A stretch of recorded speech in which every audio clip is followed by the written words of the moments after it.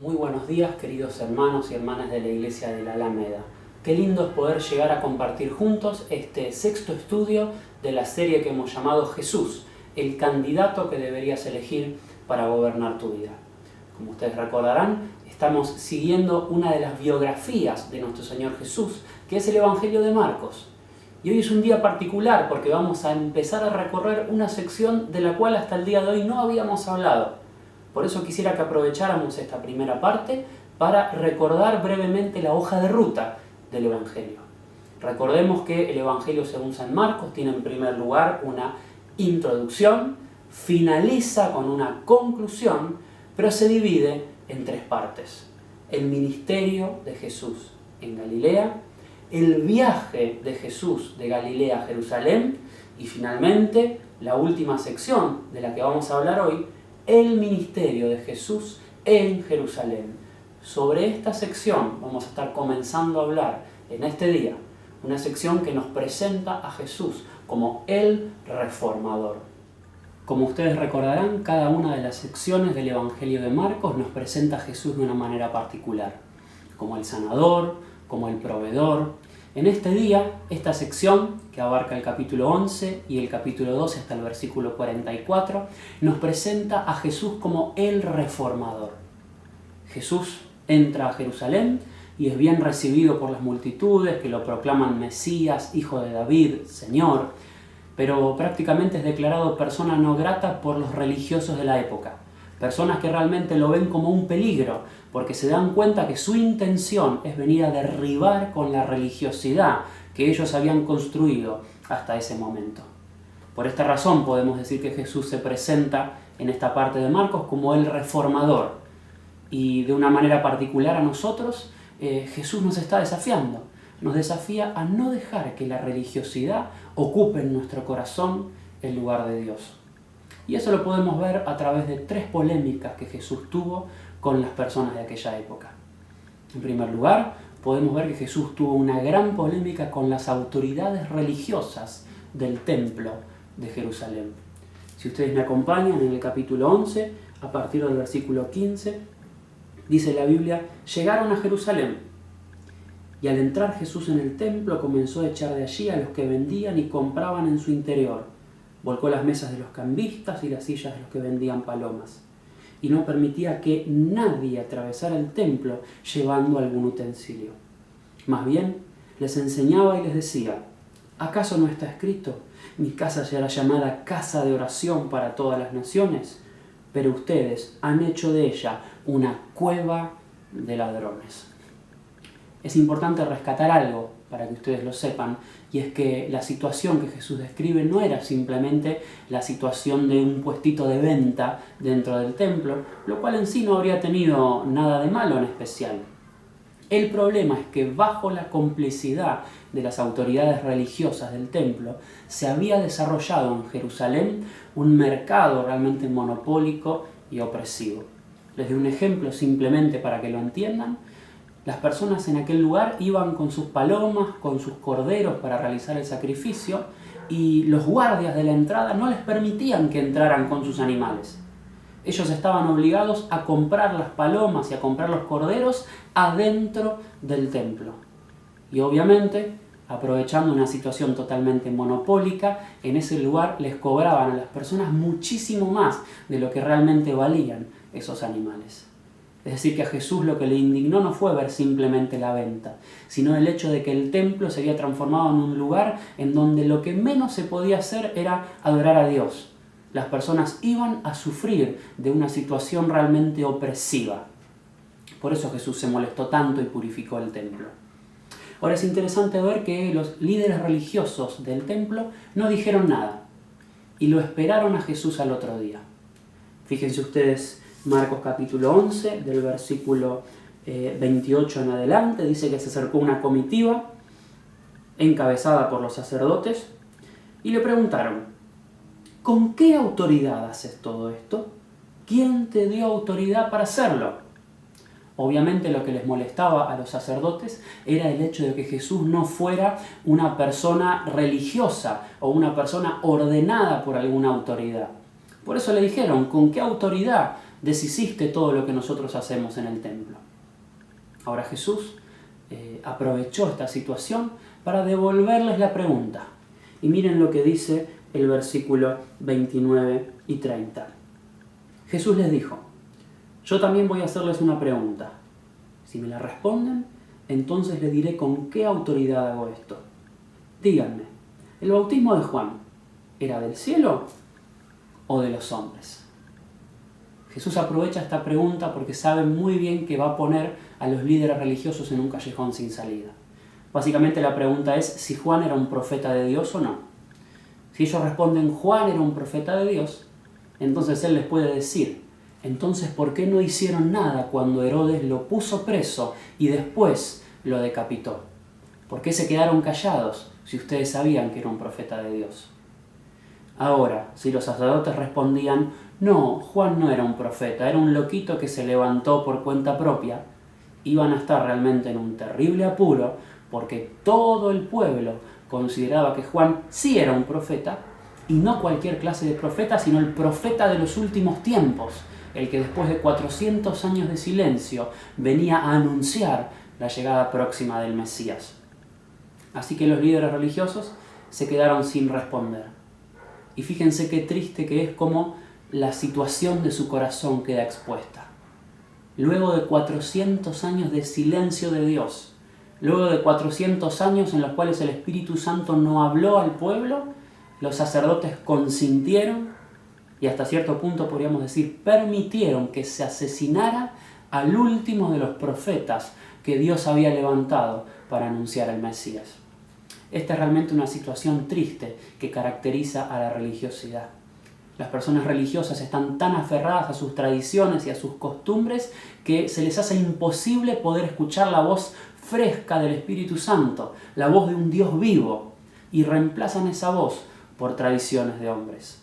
Esto fue lo que les pasó a las autoridades religiosas del Templo de Jerusalén. Ahora, en segundo lugar, Jesús tiene otra polémica. Una polémica que esta vez los enfrenta con los legalistas, con los fariseos, que eran los legalistas de aquella época. Miren ustedes en el capítulo 12, sobre todo a partir del versículo 13, dice: luego mandaron gente de los fariseos y de los herodianos para atrapar a Jesús en sus propias palabras.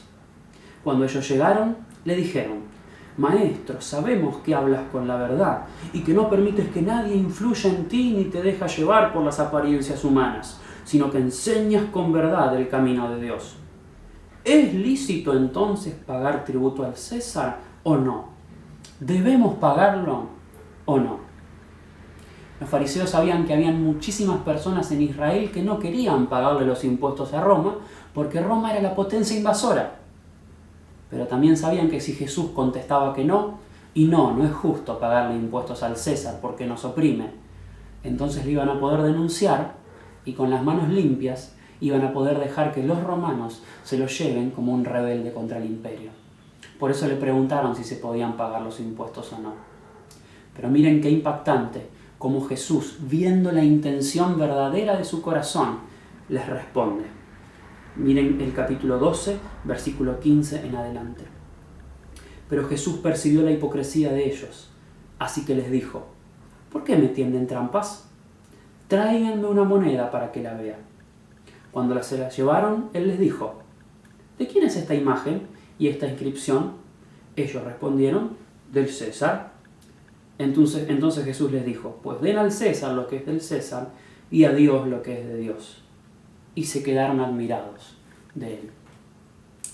La enseñanza de esta controversia es una enseñanza bastante particular y tenemos que saber algo de la cultura para entenderla.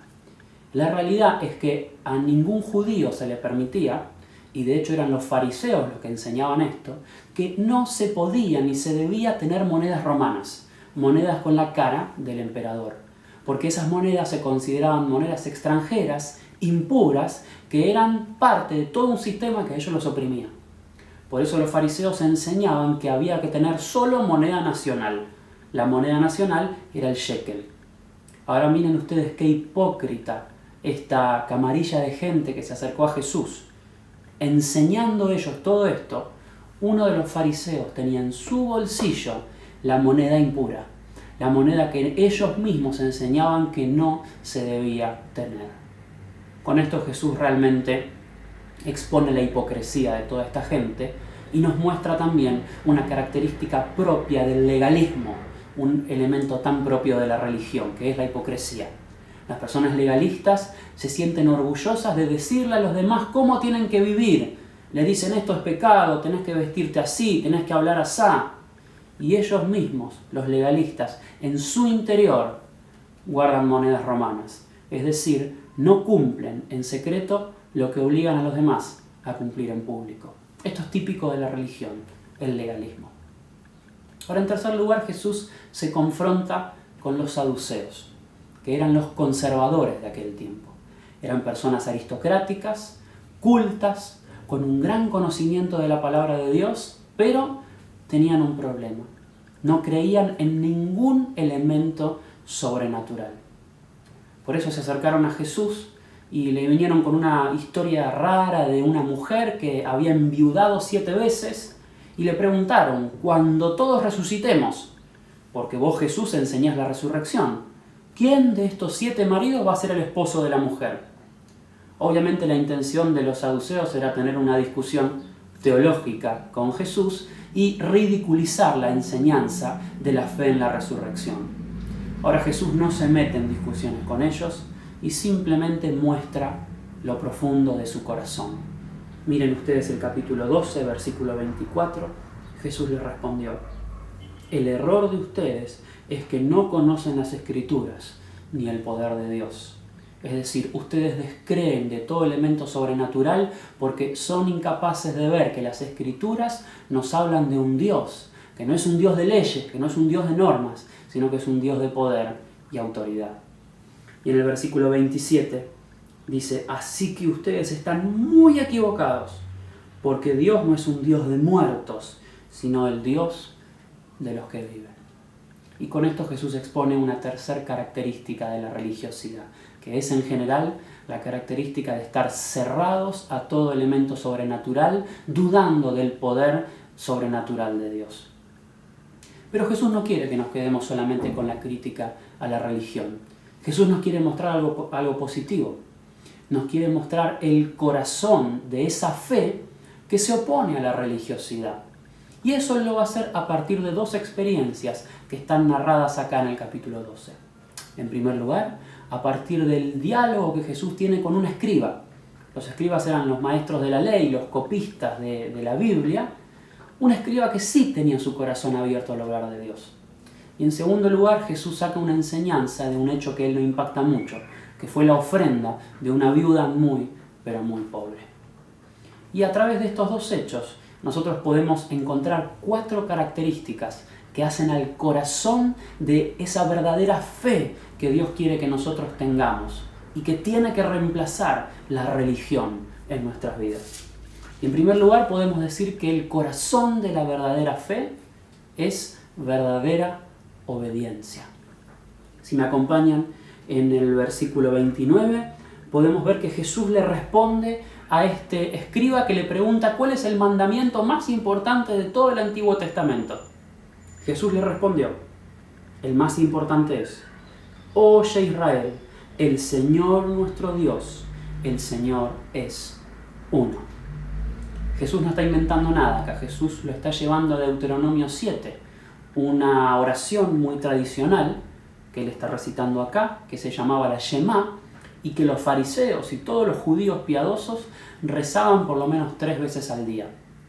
Ahora fíjense qué triste que esta oración era una oración que los religiosos de la época rezaban, pero su corazón estaba lejos de ponerla en práctica. Porque Jesús nos dice que esta oración es declarar al Señor como uno y único Señor. Tristemente el corazón de los fariseos no tenía lugar para Dios. En el corazón de los fariseos había más lugar para la religión y para el legalismo que para un verdadero encuentro con Dios. Por eso Jesús a través de estas palabras nos dice: el corazón de la fe no son pautas legales, no son obediencias religiosas, es permitir que Dios tenga el primero y el único lugar en nuestro corazón y que nada, ni siquiera la religión ocupe en nuestra vida el lugar que tiene que ocupar el encuentro con ese único Dios vivo. Pero en segundo lugar dice algo más. El versículo 30 dice: y amarás al Señor tu Dios con todo tu corazón y con toda tu alma y con toda tu mente y con todas tus fuerzas. Si la primera característica del corazón de la fe es la obediencia, la segunda podemos decir que es la verdadera adoración. La relación con un Dios que lo único que nos exige es que lo amemos con todo nuestro ser. Fíjense ustedes qué simple. Para honrar a Dios no hace falta seguir estipulaciones legales, no hace falta transformarnos en personas religiosas. Lo único que nos hace falta, lo único que Jesús nos pide, es que amemos a Dios. Que lo amemos con nuestra mente, con nuestro corazón, con nuestra alma, con nuestra fuerza, es decir, con todo. Si nosotros realmente amamos a Dios con todo nuestro ser, nada de lo que hagamos le va a ofender. De hecho, todo lo que hagamos, si lo hacemos movidos por un amor absoluto a Dios, va a ser de su agrado. Por eso Jesús nos dice: no sean legalistas, no sean como los religiosos, amen a Dios, ámenlo de todo corazón, y todo lo que hagan va a ser del agrado de su Señor.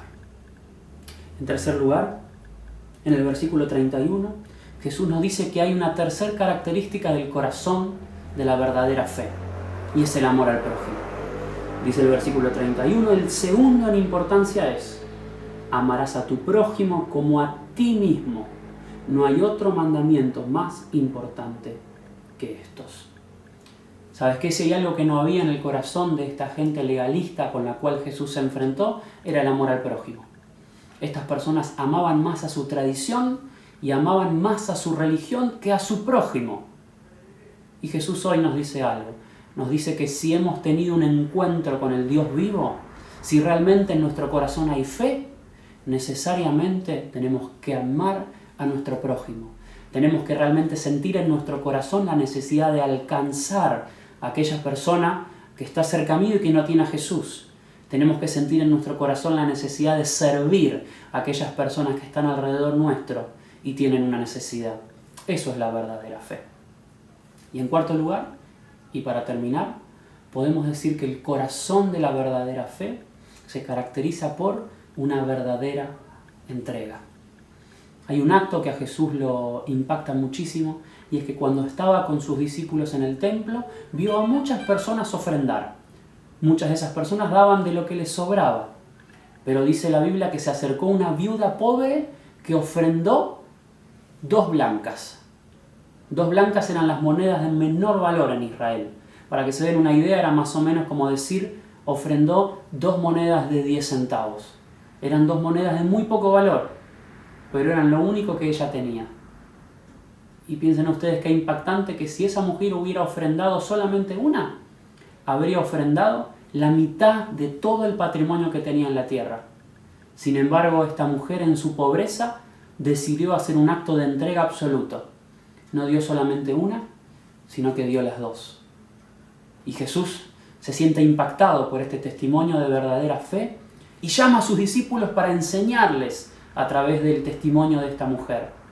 Y dice en Marcos capítulo 12, los versículos 43 y 44, entonces Jesús llamó a sus discípulos y les dijo: de cierto les digo que esta viuda pobre echó más que todos los que han echado en el arca, porque todos han echado de lo que les sobra, pero esta, de su pobreza, echó todo lo que tenía, todo su sustento.